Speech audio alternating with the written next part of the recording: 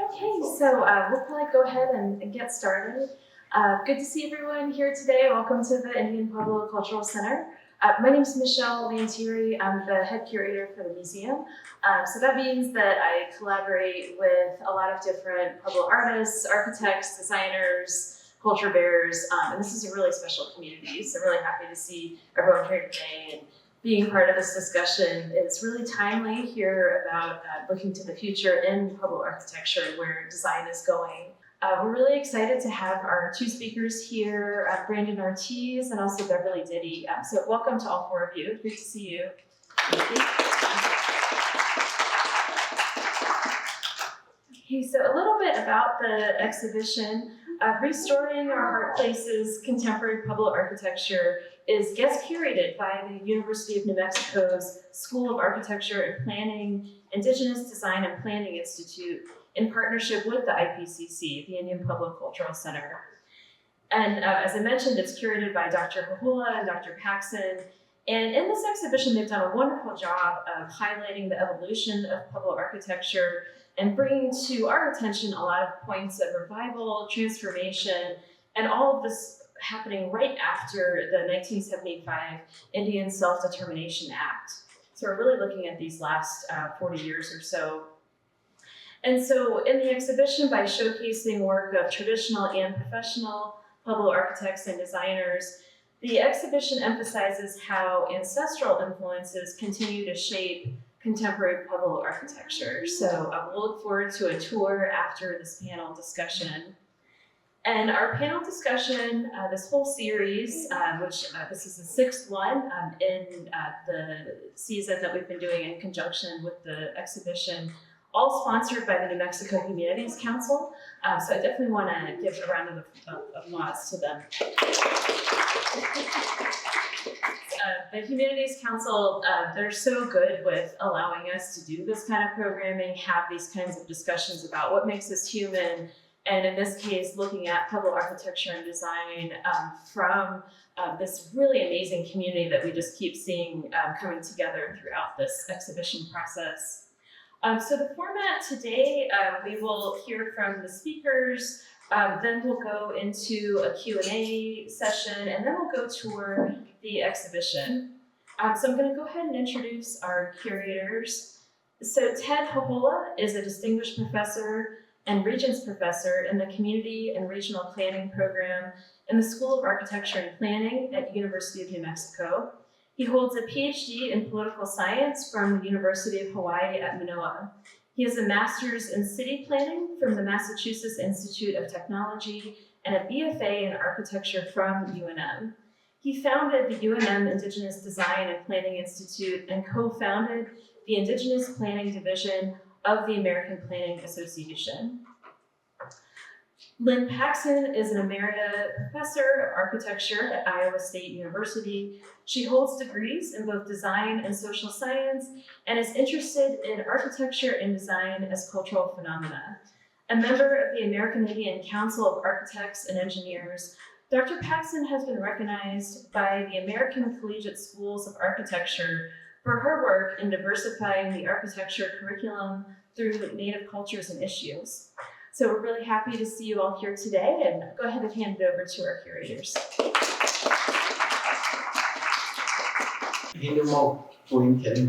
How's everybody doing this morning? Welcome. Great to see you all out here. I know we've got a lot of venues that are competing at the same time. I wish I was at the Gillespie stage instead, but we do what we gotta do, right?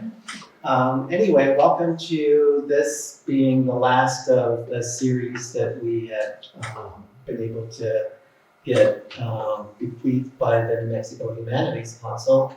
And just as kind of a segue to thinking about why we did what we did and why we use restoring, it basically comes from the fact that many the kinds of things that have occurred, particularly from the sort of viewpoint of anthropology, has been really kind of been putting us in terms of the past and in a sense kind of exhibiting us as kind of static in terms of the progression. And when we talk about tradition, pretty much everybody looks at architecture from the Pueblo perspective in that sense as being way back when and having not evolved and basically not sort of building a foundation of creativity and innovation. So in kind of trying to recorrect this, there's really two elements that are at play here. One is bringing people up to speed and basically saying that, in fact, there has been innovation and creativity, particularly accelerated as a result of the 1975 Indian Self-Determination Act, which basically allowed contracting for the first time of tribes across the country of the major trust responsibilities that the federal government itself controlled. And one of the things that a lot of people don't know that this is actually one of the key central places where that was initiated, because the first, as they call it, 601 contract that was initiated way back in 1975 under Indian self-determination was the transfer of the old Albuquerque Indian School campus to the control of the 19 Pueblos. So that in itself was the sort of resounding shock that was heard, and then it gave instruction for others to sort of think about how it is that they wanted to reclaim these kinds of things, which were really in a sense, kind of part of the history and traditional birthrights of places. So that's one layer. And then the second layer really comes more from the standpoint of restoring. And what does that mean exactly? It means then taking ownership of the ways that things have been represented and using then our own indigenous perspectives, in this particular case, fronting Pueblo voices to talk about who they are, why they are, and what it is that they actually do. And putting that kind of interpretation, which has been lacking, in order to begin to really explain why it is that we have done what it is that we've done. So correcting that record is integral because, as you're well aware, New Mexico touts itself as being a tourist destination, and by and large, they're not promoting Anglo-tourism. They're promoting the tourism of folks like the Pueblos, our other indigenous people, even the Hispanos, all of this, the Mexicanos, the Mestizos, as well as the Emisados, so on and so forth, and that really represents the core of identity, which really represents the amenity as to why people have come here. But the problem is, and I'm sure our panelists will all agree, is that interpretation has also been usurped. Other people talking about us using their own lens rather than essentially giving us the credit due in terms of how it is that we actually have been the foundation and have really impacted and influenced the way that things have evolved here. And there's a reason why it persists, is because they really have represented traditions that continue, as we say, in 7 generations, planning over cycles, over generations, and that in spite of all the attempts in order to transform us into what I call the Euro-Western representation, in fact, we've influenced them. So that's what really is at the kind of core of the exhibit that we put together. So those two elements really, in a sense, kind of characterize the why of what it is that we actually put together in terms of that representation. So with that said, I'm going to turn it over to my colleague, Lynn, so that she can introduce our panelists. And we will basically have them give their presentations, and then we'll open it up to Q&A that will be moderated by Lynn. And then for those of you that would like to join me afterwards in the first part of our gallery, the Heart Place, then again, give you a quick run through of the exhibit and explain some of the kinds of things that you might otherwise overlook in terms of the kinds of things that you see there. So with that, I'm going to turn it over to Lynn. Over the course of this set of panels, we've looked at everything from big regional scale planning and architecture and design. And now in this session, we're sort of moving down to a slightly smaller focus or scale in terms of interior design, and I might even sort of say industrial or very small scale kinds of things. So this presentation brings together someone who has had her own interior design firm for many years and a very recent grad of UNM architecture program who's a practicing potter. And this illustrates not only the broadness of the design and architectural design fields and the range of Pueblo people who are involved in it, but it also addresses the cultural and sustainability issues and underscores the tie of these issues to materiality, scale, and making. And so we want to welcome Beverly Diddy, who's Diné and Hopi heritage. She's the owner of and major principal of Beverly Diddy Designs. She specializes in interior design and FF&E and procurement. She's one of the few licensed Indigenous interior designers recognized by the National Council of Interior Design qualification. That's a kind of more specific and bigger deal than just quote unquote being an interior decorator. And she has over 30 years of experience, particularly working with tribal and governmental agencies on tribal projects. She focuses on cultural design, space planning, and FF&E, and in true Indigenous fashion, she works against, she makes it more integrated and works against the segregation, or I might say siloization of professions, like you do the architecture, you do the plumbing, she tries to get everybody to work together and to bring them onto the project early on so they're not working at counter purposes, which is also a kind of more Indigenous point of view. She's worked a lot in healthcare and educational facilities, and in fact, she became, part of the reason why she wanted to become an interior designer was because her expertise in healthcare was advocating for healthy, interior, sustainable environments. She's also an active member of the American Indian Council of Architects and Engineers, so we've known each other for a long time. Brandon Adriano Ortiz is, it like takes me 10 minutes to say his name, is a recent grad of the UNM Architecture Master's Program, and he's currently practicing as a potter because he's passionate about architecture and placemaking that acknowledges and gives credit to the millennium of Indigenous design practice. And he sort of underscores the making of architecture prior to the instigation of an architecture profession.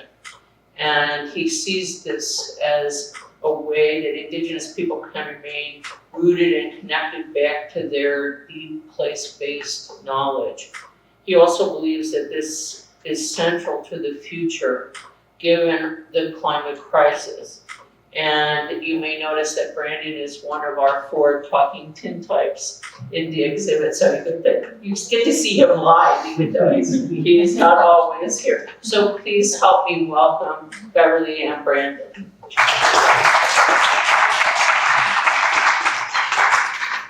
Good morning. Again, my name is Beverly Diddy, and I am a professional interior designer. One of the very few, like Lynn mentioned, very few Native interior designers. So thank you for joining us for this very last session. And again, my topic today is about interior design in Native architecture. So what is interior design? Well, let's imagine a box, okay? Sorry if you could talk more in the mic. Okay. Yeah, please. Imagine a box, okay? In 3 dimension, okay? We have 4 sides, we got a top and we got a bottom, okay?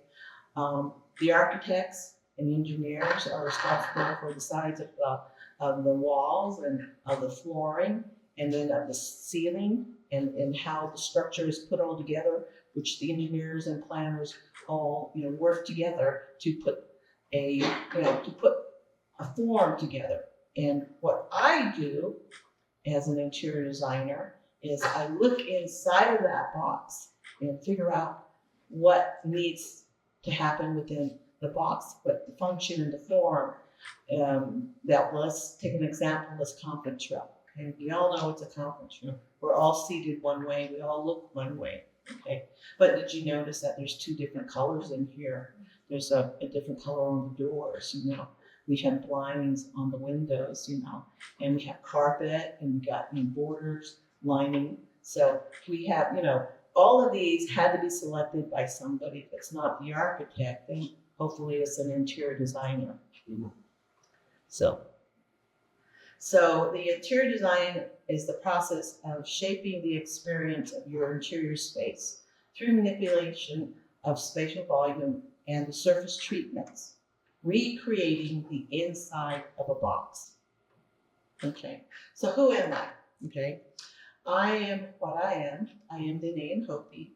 I am always rearranging furniture.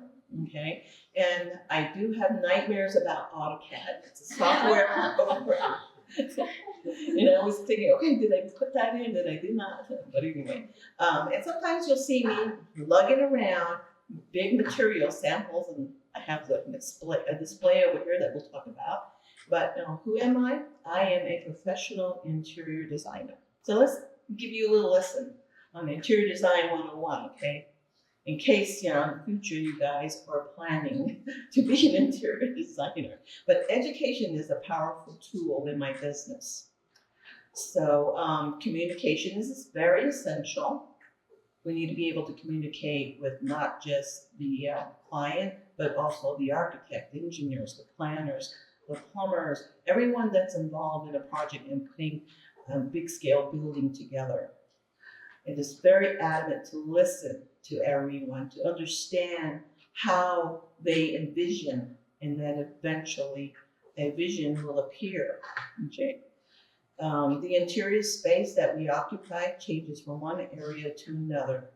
You will leave this room, conference room, you're going to go into another room, a nature room, that has maybe similar colors or something different, but every space has a different function. A vision develops, and we see how to shape the inside of the box. Okay. This is a design process that most architects and engineers, that everybody pretty much follows. You start from pre-design, schematic, design development, all the way through construction documents to the final walkthrough of a building, to sometimes adding furniture and equipment, then final occupancy. Now the architect is on the right side, okay, and he follows that line. And then the interior designer preferred interaction with the architect and all of the other disciplines is in the middle. It's good to bring them in early on so they understand what the building is going to be forming as, and it's not just going back and selecting finishes and all that, but there's a lot of elements to consider when you're looking into a building. I mean, if you see a building built from the beginning and how the foundation is laid, walls are eventually put up, and then you've got the ceiling and all the mechanical, electrical, and plumbing that has to go into that. So it's very interesting. But typically, the interior designer out in the field is just brought in at design development and construction documents. So you can see then the scope of the interior design is very limited, and you have to kind of catch up and see what is going on with the design aspects. Okay, so enough of education, okay? I mean, that's pretty boring, and I know you guys want to be interior designers, okay? So let's do the fun part. I have finishes right here, okay?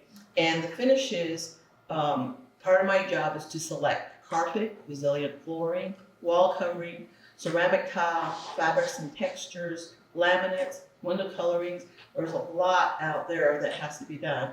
And I'm not just selecting these finishes because they need to be selected, but there's a lot of other technical aspects that go into it. I have to make sure that the carpet's going to last for a very long time, and have to consider, traffic patterns from customers and the use of the room and so forth. And I have to consider how long this paint is going to last on the wall. Because if you scuff it, there's all different types of way to treat a wall and so forth. So there's a lot of aspects that go into that. And later, you guys, after I'm done, you guys can take a look at what I've done over here. Okay, so part of interior design is also looking at the exterior of a building and bringing the exterior into the interior of a building, making it more harmonious, okay? This is a project that I did up at in Santa Fe IAA, and I have corridors. This middle line in the middle is a pattern that I developed because we were using big sheets of sheet vinyl and we needed the building to be resilient, and this is an art school.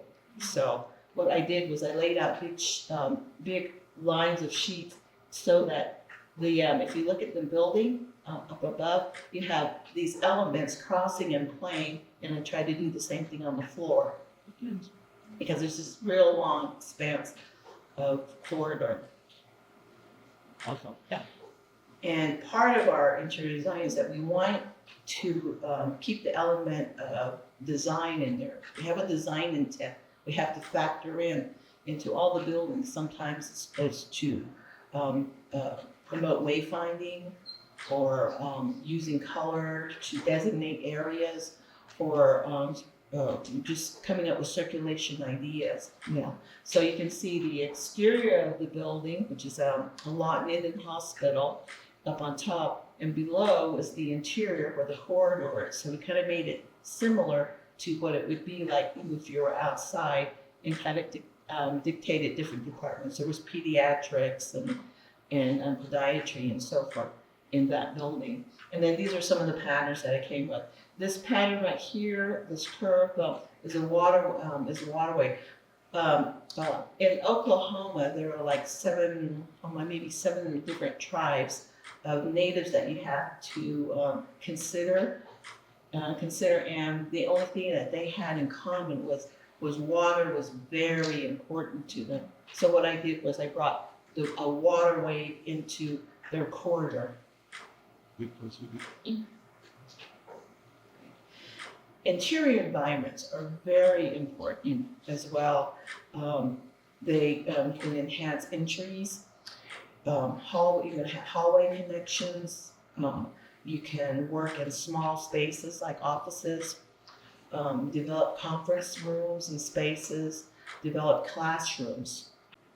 And there's a lot of what I do as an interior designer. I advocate for sustainability.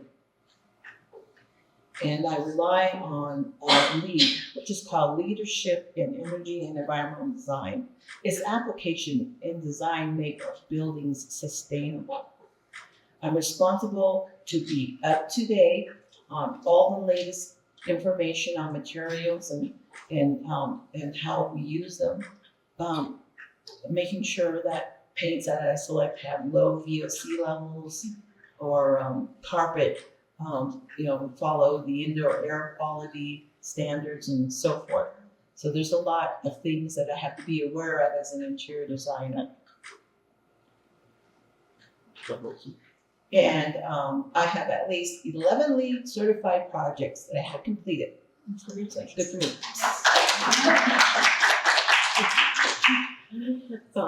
Cultural awareness now in interior design has become very important to me.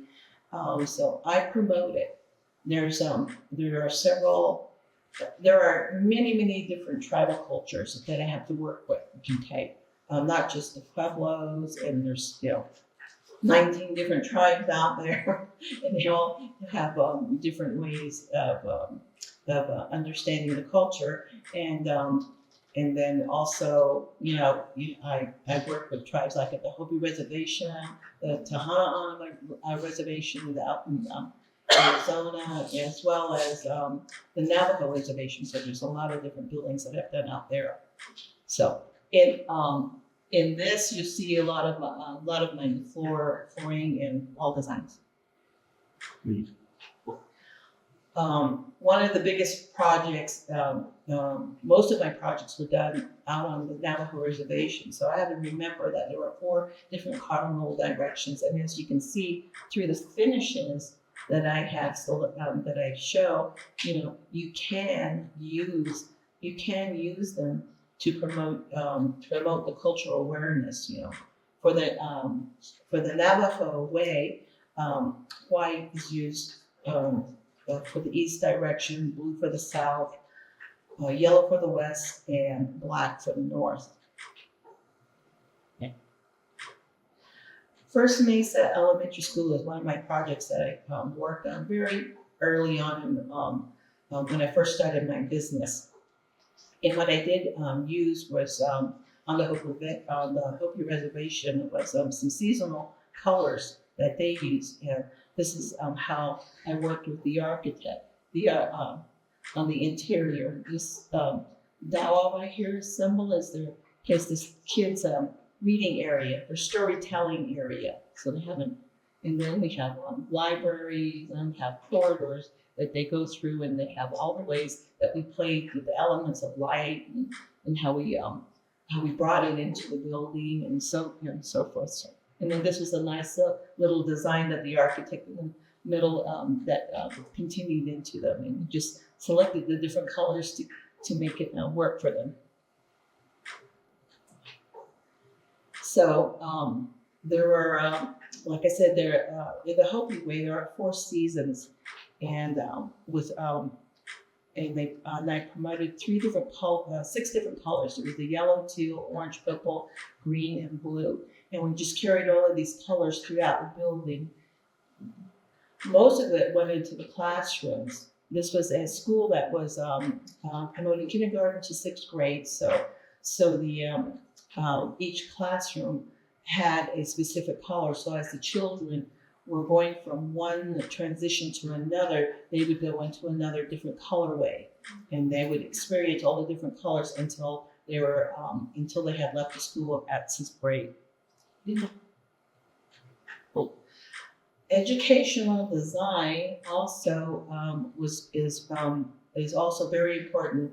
And what I say this is because part of as an interior designer, sometimes we have to look at the furnishings. We have to make sure the furnishings complement what we are putting in the building as far as colors and stuff. So and nowadays we have computer rooms that we have to be leery of, but what can go in a computer room, but will promote their the technology to make sure that the kids are going to concentrate on it and not sit there and play with their phones all the time.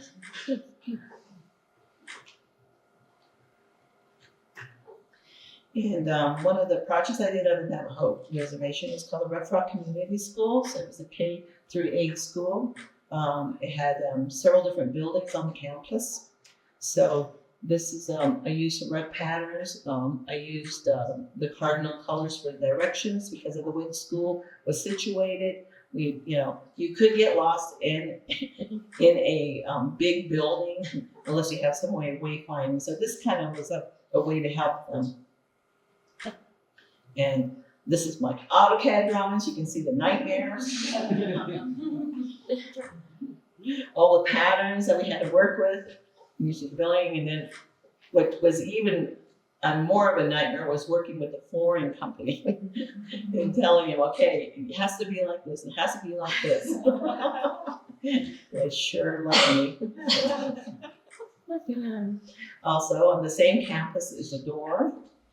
And in the dorm, we also promoted the 4 different cardinal direction and colors. Mhm.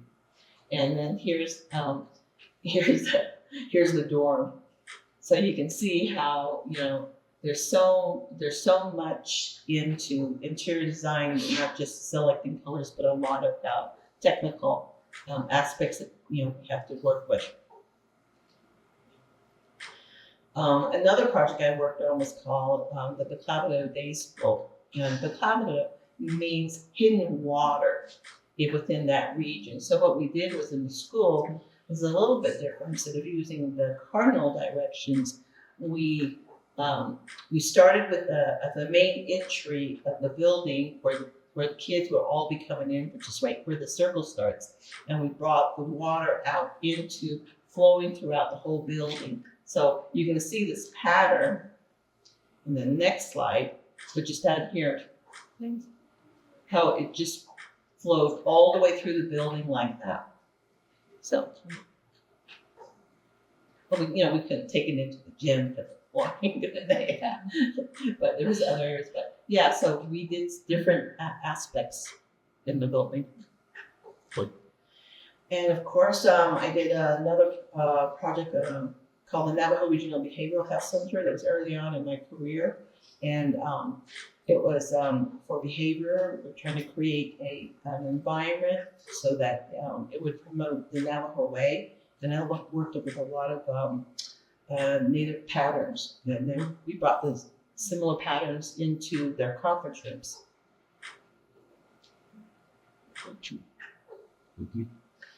Another project's called the Tehachapi Elementary School. It's also, we work with rug patterns in the flooring, and they can see how that all works into the building. Right. And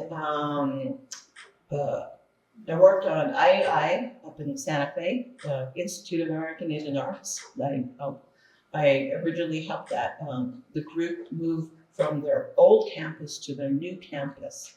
And being the interior designer, I helped them with most of the buildings early on. And one was the library when we first started, just this one over here.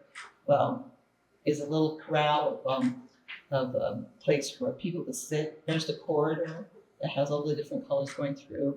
These are some of the meeting areas here, and so forth, you can see. And then bathroom designs, they did a lot of bathroom designs. They also had a dormitory, and so in order to work with their wayfinding as well, I used different colors in their building. And this is their corridors in the dorm area.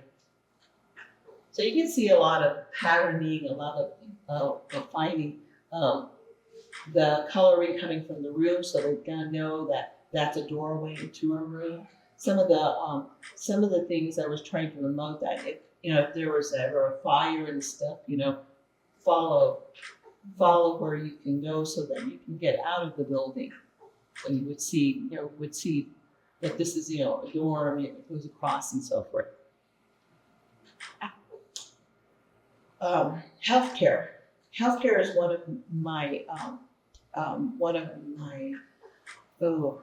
favorite areas of design. You get into a lot of different things with healthcare, but you have to also be very, very adamant about being more sustainable, cleaning, because there's a lot of areas where you have to be careful about germs and things getting into certain materials. So some of these are some of the designs I've worked on. I worked on the San Carlos Apache Rural Healthcare down in Arizona. And then I also did the San Domingo Pueblo Healthcare Center, where we did some patterns on the floor. So one of my other favorite things that I like doing is FF&E, furniture, fixtures, and equipment. And what this says, it helps the client, work with furniture, because this is the last ending of completing a building. And when you work with the client, you show them, okay, this is what you can put in there, or this is what can complement the interiors without taking it away from the interiors. Because I've seen some applications where, you know, you have this beautiful design on the floor, then you throw something that's so ugly. And then you're wondering, well, why do these not, you know, come together? But, you know, you try as much as you can to promote what is, you know, what you can for different projects. And then that said, well, I'm done with my presentation, and I hope you guys don't be, remember to support your native interior designers. They are professional, and don't call them decorators.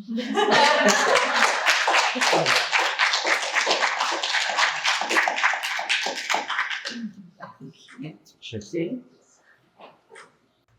Great. Well, thank you everyone for being here. I'm Brandon Ortiz, and it's exciting to be talking in this panel, to hear people talking at system levels and the levels of buildings and interiors. And then to be at the far end of that in sort of the minutiae of design and of spaces. And so, yeah, let's get into it. But yeah, I'm Brandon Adriano Ortiz. I'm from Taos Pueblo in Taos.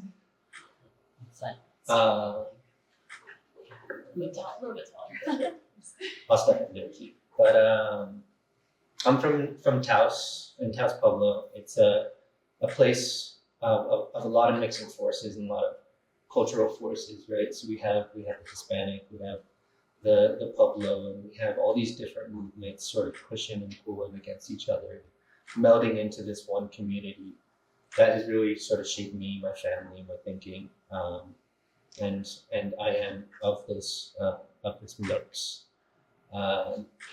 This is my family. I'm up on top, but my family sort of resembles the same mixing, right? My dad's from the Pueblo, my mom's from a town in Spain, or Spanish heritage, and yeah, I think it sort of represents this mixed sort of push and pull cultural forces.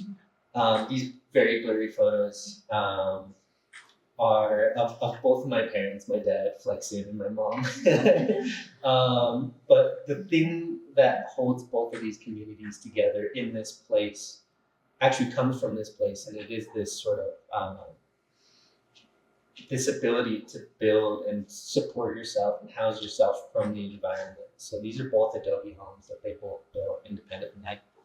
And they're the homes that I grew up in, and it's sort of the environment I live my life in, where I come from. And, you know, in the same way that these adobe homes really built me up and made me who I am, I love that we can in turn build up the earth and make buildings that can do that further on and further on.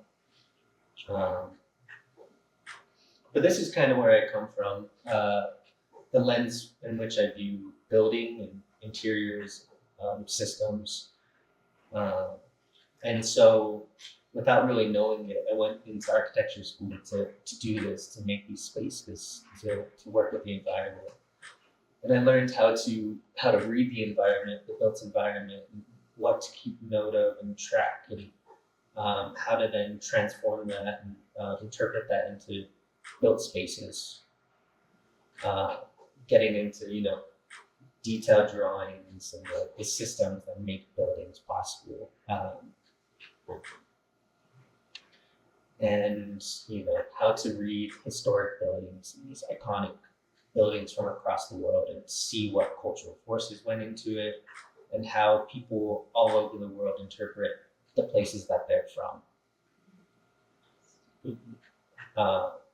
And then how to do that myself, how to take all of the factors around us and synthesize it and put it into a building, into a space, a project that you know, comes from a place but also gives back to it.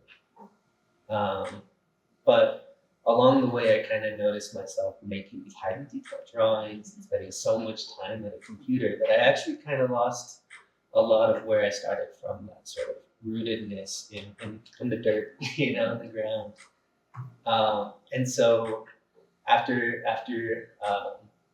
graduate school and getting my master's from the University of New Mexico, and working a job for a while, I returned to the ground and picked up the practice of pottery as a way to really feel a part of this environment, this land.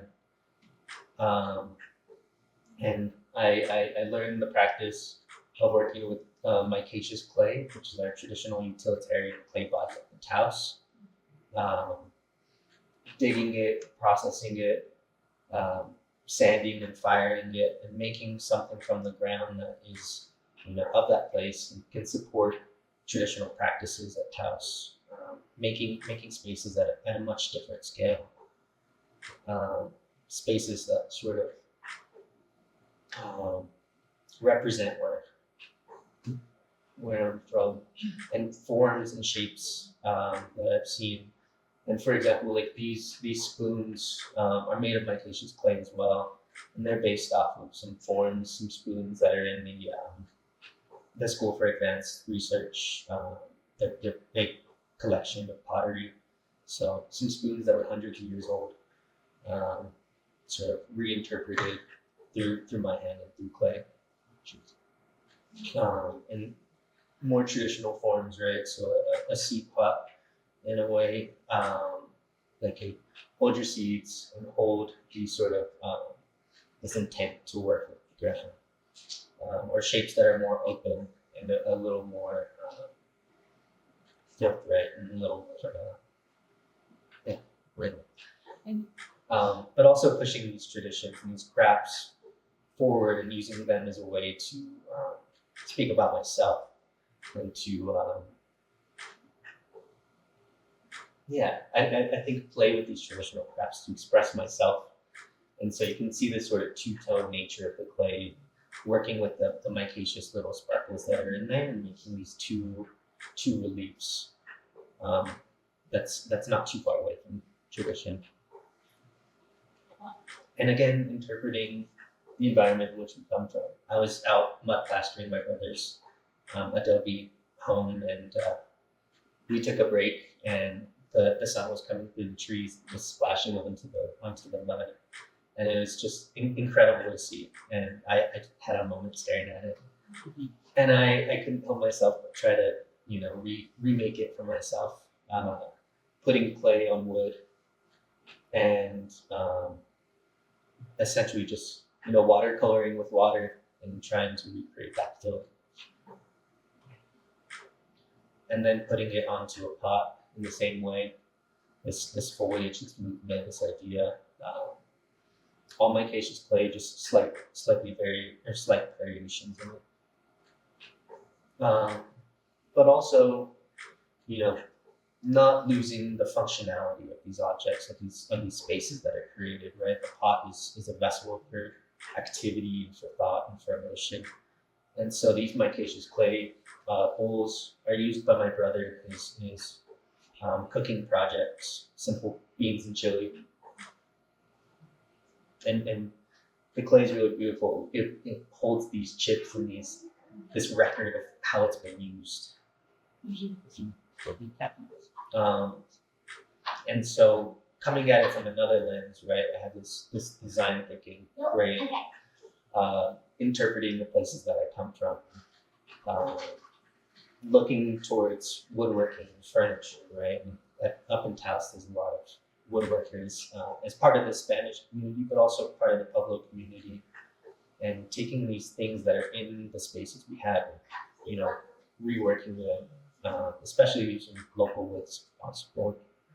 And so this has been sort of a newer transition of my work and thinking, is using the architectural brain and the skill set to make drawings and plan things out, and then to interpret it and actually build it myself to feel the full circle nature of it. And so these are some trays for a restaurant in Taos, and those of them built. And getting to see these small moments and actually getting to see another real world, have that full experience. Or making spaces at the scale of a pastry display, a small box, right? And letting someone fill that space. And then kind of you mentioned, so you enjoy the pastry from it. And future projects, things just planned out, but using that same brain in buildings, in pottery, and in woodworking, at all different scales with different materials that have always been around me. And so these are some of the projects that sit in my brain. I've been thinking a lot about. On the top right corner is my grandpa's shed. That's going closer and closer to the ground, every rainstorm. And on the bottom left is my brother's building that had that foliage transplanted on it, and another home in that same village. And sort of trying to synthesize these materials to make objects that people can use, can feel with their actions and with themselves. And so this is an horno, an oven that we made out in Marfa. Real simple, but it combines sort of the mud that I grew up in. It combines the spatial reasoning with architecture, but it also includes the woodworking. So that little shuttle, the bread shuttle on the bottom or on the left, I made for my sister who's a baker, and it's based off of an old shuttle that we found in my grandpa's shed, the one falling down, where the handle's broken, it's kind of busted up. But these tools allow me to sort of rethink those things and recreate them, so they can continue on. And this photo sums up a lot of it, right? You can make these spaces in small components and small thinking that all come together to make a place.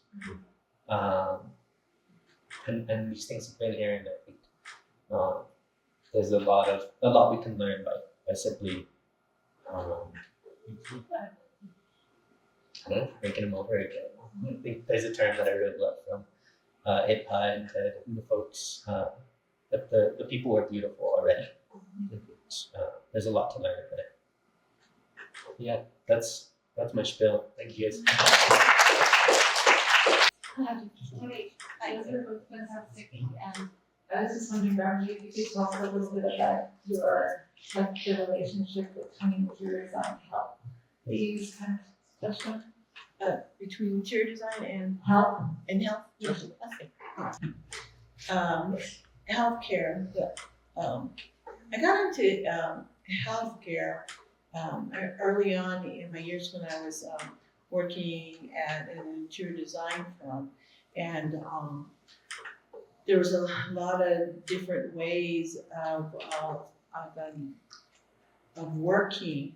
There are many disciplines in the healthcare that you have to consider and work with, and a lot of it had to do with the occupancy of the people that are in the different departments. Like we have emergency rooms, okay, and all of the emergency rooms have all the specific equipment. All this equipment have a certain type of rating, and they have to have like static free zone areas, so and a lot of issues that you will have to deal with antimicrobial, that kind of stuff. So when I first started, that was one of the things I started learning about, and because of my sister kind of encouraged me in a lot of ways, because my older sister was actually a molecular microbiologist. So she would always be reading me these papers about, germs and germs in the environment, and blah, blah, blah, and so I used to always, think that they were just, ridiculous, interpretations of somebody's, idea. But then when I started thinking about it, and we started getting into finishes, and we started looking at flooring and wondering, all of these different elements have to come together so that, the environment for the person that is in there is, going to get healthy, and then, so I know that when you're in these environments, you have to be very careful with what you touch. Yeah, I also know that, and it was just learning from my sister that there's so much bacteria and germs on the floor. Okay. So when you guys get home after you're coming out of one of the environments, you wipe your shoes down. that I do, so you don't carry it into the house. But yeah, there are a lot of different things. But there are a lot of things like that I learned, and I had to work with how to deal with those type of environments. Pediatrics also is one of the most fun environments to work with. And you have to think about small scale. You have to think about how the children are going to interact and play. You have to make their rooms more playful and more interesting, because if they're going to be there a long time, you have to make it more interesting for them. And even though they're trying, they may not be in the best mood when they first get them, but hopefully they come around and get into a better mood. So yeah, and playing with colors with them is really important, especially in a healing environment. And there are many different ways to do that. I don't know what else is happening. Yeah. If you run into any issues where there's some kind of cultural practice about healing that doesn't kind of mesh with difficult building standards, like I'm going to say wanting to have a dirt floor or something for certain kinds of healing practices. There was a project that I was in on, and part of one of the healing was they have like a healing circle, but they wanted to have a connection to the ground, so that made an open spot, a little spot, but there had to be a connection to it, and it was and with all the codes and regulations, that was not possible. That was not possible. So, and and the solution actually, to me, seemed very simple. I mean, they can have that. You can have a connection to to any kind of healing space, but you have to think about it.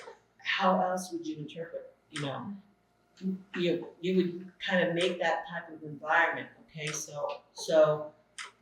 We made like this little pool area, kind of like, we added some rocks, we added the dirt, we brought in the dirt, wherever they were, the original dirt that was part of that building before it was placed on, they dug out some of that dirt and kept it off to the side, and so that they brought in the dirt. So they brought in the dirt and they put it in that area with whatever stones that were part of within that region, and that's how they work with their healing. Of course, you can't have a fire, but one of the interpretations was to just have a sound in the background of fire going. Use that as part of the healing while you're in that room. Yeah. So it's one of the things that I heard. I've heard that story right this morning. Other questions? Yep. Can you pass it? Oh. Sorry. They can't hear you on the tape unless you use the microphone. Recording. What was that? Brandon, are you your own photographer as well? I'm terrible at documenting any project that I ever do, so I usually rely on the good graces of people around. So Okay, there's some really beautiful photos in there. Yeah. Props to the people around you. hey, thank you. I'll let them know. I gotta put that little courtesy up.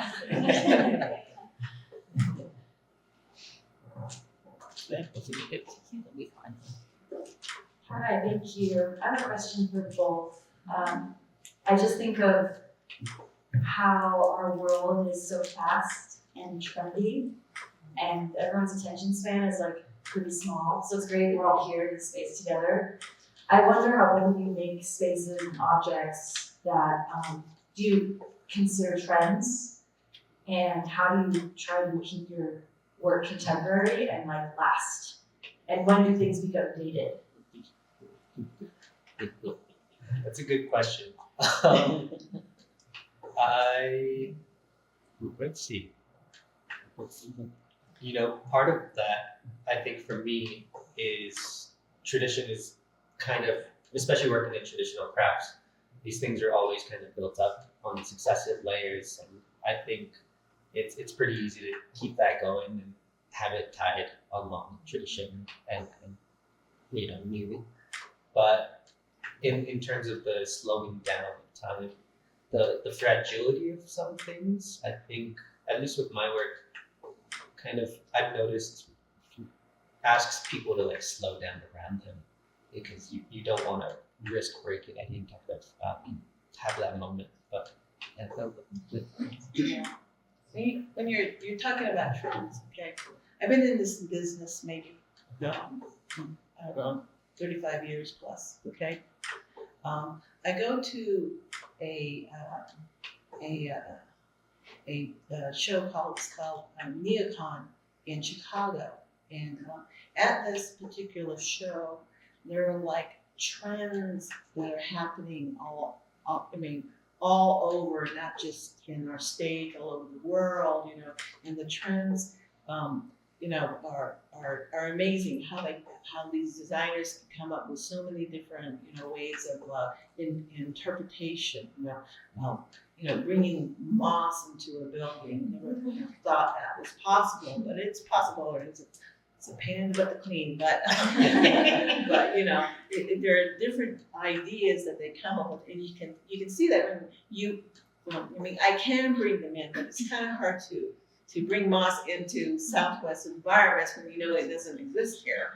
So you have to kind of really, you know, think at that point. Then I'm really thinking outside of that box to figure out what else that could be, you know, being used as a trendy interpretation. But one of the things is about I line my career up like every 10 years in this, you know, and see what's happening. Okay, but trends have a tendency to happen every 5 years. They kind of go on, and so what's happening that I saw back in the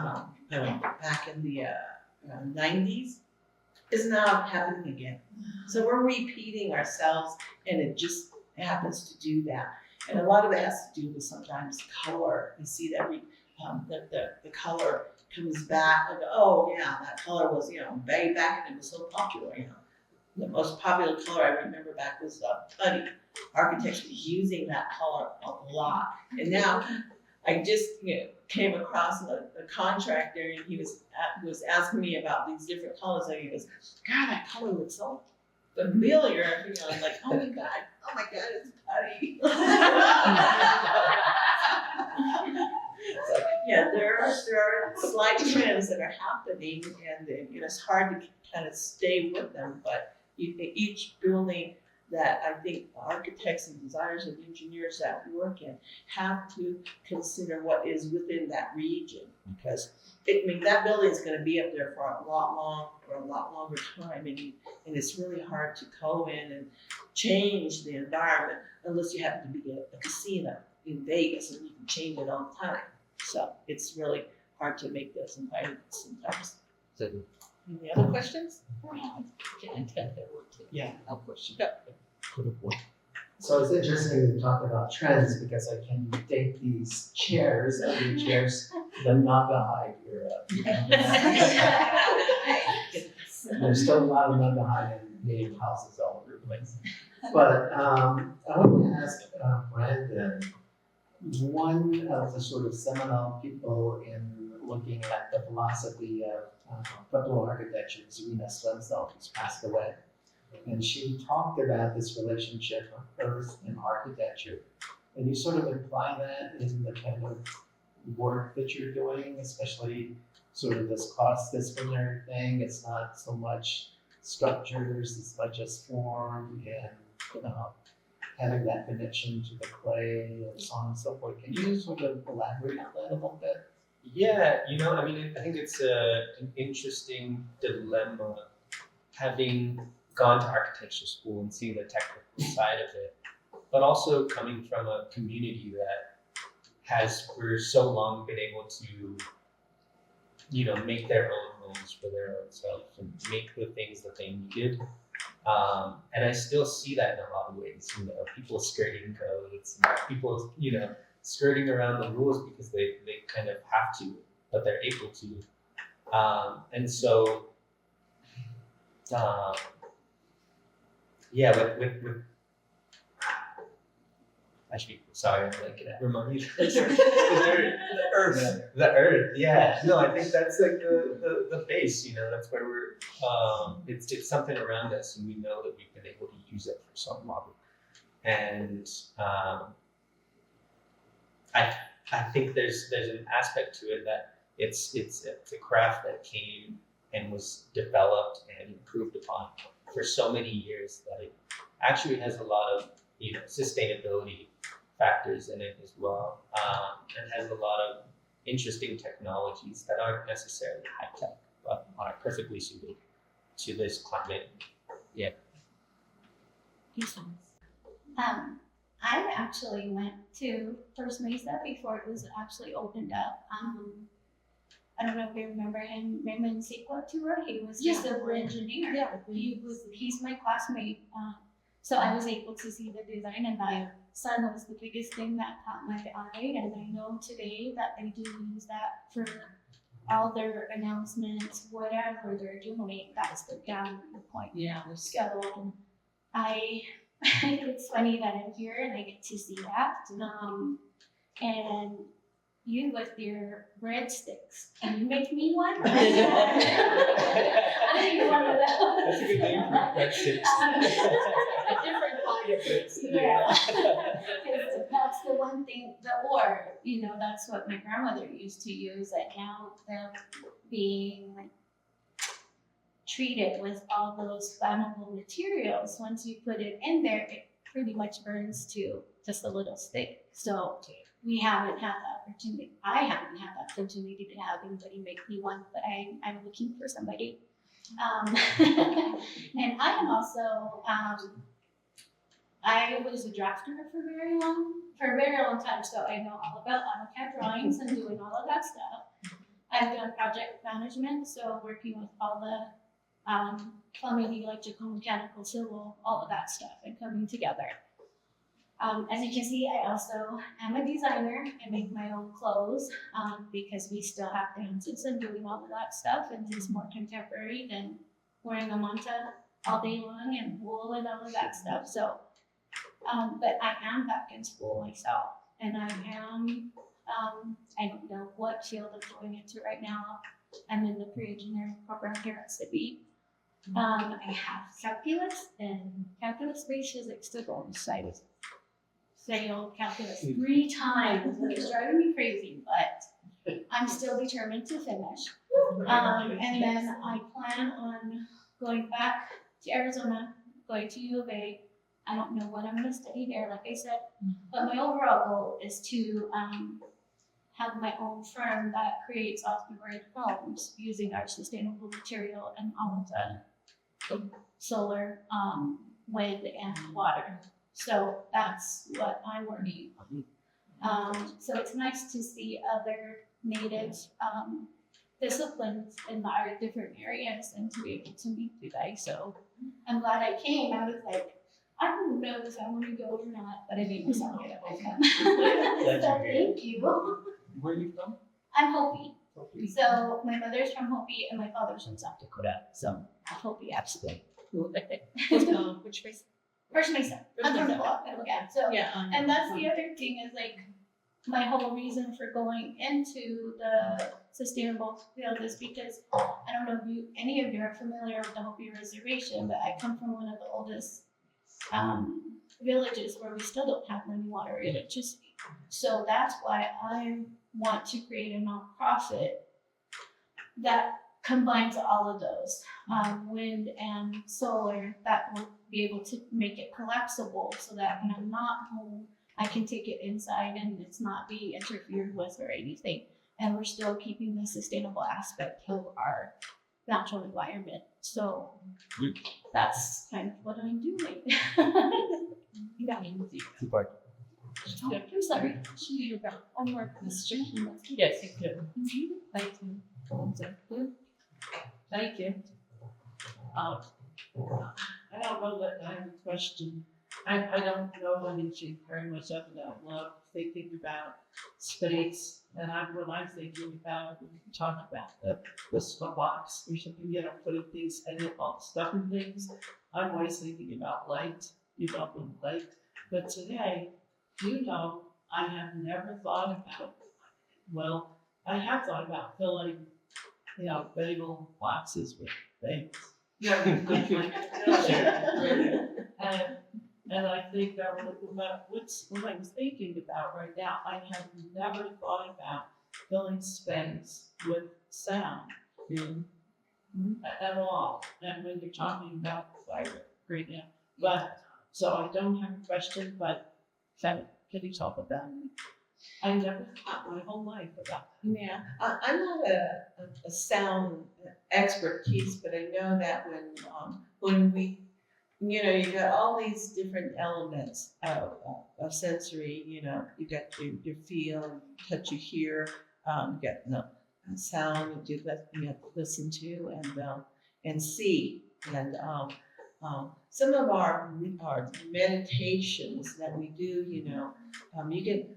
All of those senses can be enhanced, we close our eyes, and what do we see? We don't see anything, but we can see, flickers of light happening, or, and then in the distance you can hear maybe a bird, whistling or something, So it's like, if you put yourself in that kind of idea environment, you can figure out what else can happen within a room, besides up. Sometimes I know that they use sound masking, they call it, because like a white noise that continues so that there's not a lot of reverberation in the room, and you can still hear people talk, but you don't hear what is going on in the outside or around. So there are different ways of working with sound.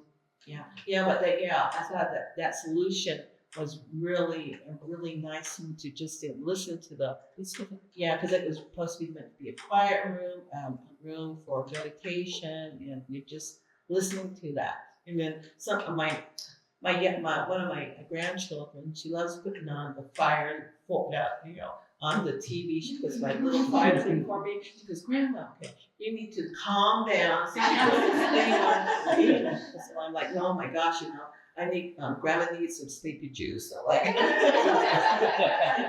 really to make me feel calm. Yeah, she does that for me, and it's a part of a meditation that you have to be more aware of. So you can't do things with that. Thank you. I just like filling up. It's good.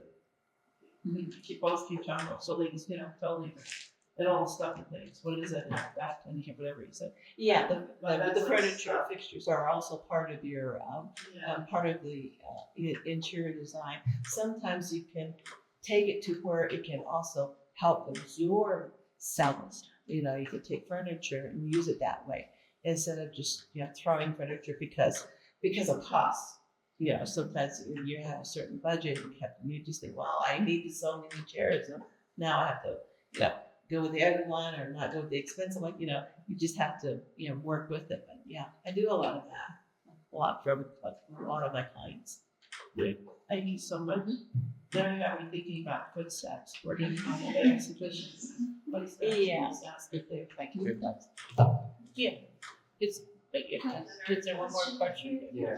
I couldn't see over this year, so it's good. Thank you. Hi, thank you both for presentations today. Beverly, I had a question regarding kind of like floor pattern and cultural specific floor pattern. And I work as a landscape designer, And I'm just wondering if you've had the opportunity to bring that out into the landscape. Yeah. And if you could talk maybe about some of the work done with landscape architects. Yeah, actually, this project that I have right here on here is the legislative building out on the Tohono O'odham reservation, and working with all the different discipline for this project. We're talking about landscaping.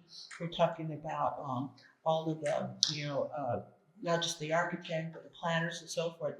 And there was a specific pattern that they were using outside, and then I kept seeing it, and then the way that we were going to enter into the building was going to be real important, because you go into the legislative building, you see these grandeur, walls and elements that are being played, and what I had noticed was that, well, you have to think about out there on the reservation, you have that flying sand and blows around, it gets everywhere. Okay, so it's going to come in one way or the other. So you have to work with the type of finishes. And what we started was first with just basic concrete, and I saw some buildings over there that had that type of entry, but then they were always throwing mats over it, so you don't see the pattern. You don't see the pattern underneath it. So then when I looked at it, I go, well, why don't we use terrazzo, which you can add different little elements of the outside coloring, and then also add some of the aggregates that would kind of slightly be exposed, so that when you do walk in here, you're not going to trip on them. And yet it's still, even if you have the sand, if they bring in the sand, they interpretate, it wouldn't get so bad out there. And then there was a grid. So there was a specific grid that the landscaper was working on with the concrete for the pattern outside. And when we were looking at it, I said, well, why don't we just continue that same grid into the building? And that's what we did. So that's what we did out there, so that they could see that continuous grid going thing. So that would bring them into the building. So that's one other way of interpreting. And then plus the coloring that they have that they were using outside, I'm going to be using some of that into the terrazzo coloring.